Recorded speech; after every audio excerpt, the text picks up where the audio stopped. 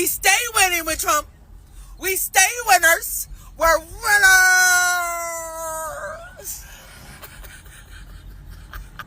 Winner, winner, chicken dinner. Everyone meet Kimberly Brown, the daughter of legendary NFL running back Jim Brown and a diehard supporter of Donald Trump and the MAGA agenda. If you somehow haven't picked up on it yet, she's showing the world one of the many key factors that accelerated our country's descent into fascism, the incessant need to feel you are superior to other people.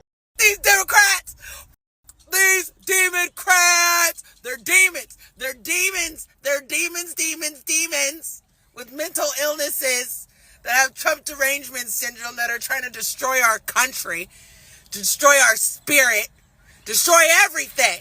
Romans 14:13. For as much animosity we leftists show the right wing, at the end of the day, we still believe they have the right to receive quality health care, education, housing, better pay and benefits from their employers, a dignified retirement, and everything else we advocate for, because they deserve so much better than what the Republicans have given them. But when bad faith actors wield religion, particularly the evangelical Christian sect, as a political tool and distract people from recognizing that the system itself is responsible for their downfalls, not abstract demonic forces like what Brown is referencing. Like, how do Christians not see this?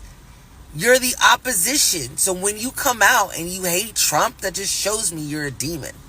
It just shows me you're a demon. Why are you so irritated by Trump doing good for his people? We would ask Brown how she doesn't see that Trump himself is the antithesis of Christianity's teachings, and to think about who Donald Trump's people actually are and what good he's doing for them, because all we see is him laying the groundwork for the largest transfer of wealth from the American public to the ruling class via tax cuts, gutting social safety net programs, and tariffs that disproportionately punish the impoverished. Which is, I see Trump as King David, a kingdom, an empire that was prosperous. Yeah. Because he was chosen by God to lead. Yes, just like Trump is chosen by God to lead. And he's going to lead us to prosperity. Like, I just don't understand. So when I see people that are the opposition coming against Trump, I'm like, oh, okay. Satan's using you. You're one of Satan's agents. Just like in the Matrix, anybody can be an agent. So I just see the opposition as Satan's agents working for him to try to stop Trump. This is by no means a unique belief and argument amongst the evangelical right, which just makes its pervasiveness that much more dangerous. It's infinitely easier to marginalize and dismiss any group of people whenever you reduce their valid concerns about the current and future state of our country with Donald Trump at the helm to them being agents of Satan. So it's no wonder why Brown feels this emboldened to share her beliefs. Speaking of, hey guys, quick break in the action. I have a new show coming out called The Rick Strom Show. It is going to be awesome. I'm interviewing musicians, athletes, producers, writers, journalists, authors, sports doctors. Go check it out at youtube.com/@TheRickStromShow. Also be sure to throw me a follow on Instagram, Threads, Blue Sky. It can all be found in the description box below. Thank you. Because Donald Trump is going to keep men out of women's sports.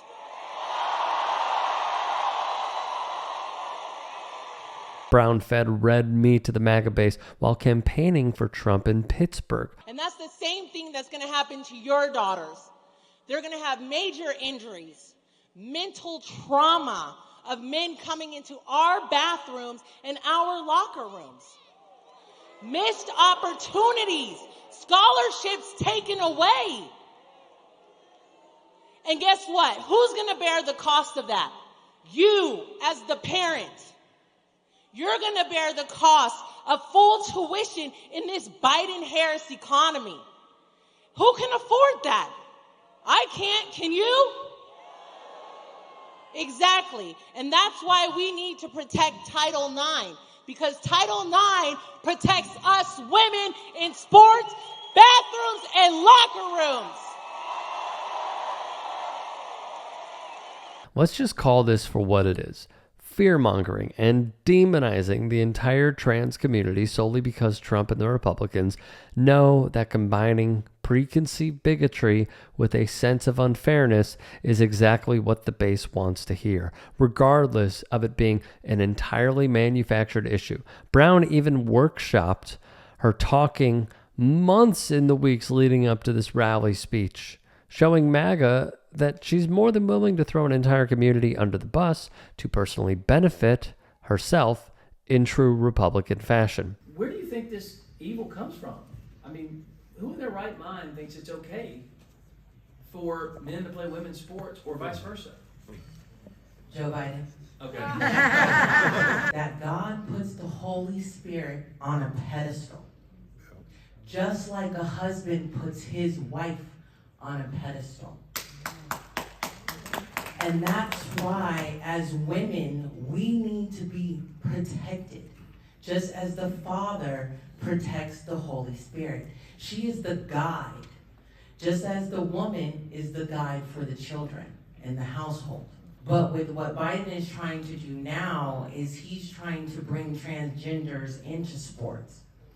And that is detrimental to women. A laughable claim about Biden himself increasing the participation of trans athletes aside, Brown is doing nothing more than hitting all the right buzzwords to confirm the crowd's preconceived bigotry and biases towards trans athletes, while simultaneously justifying said biases via her religious beliefs.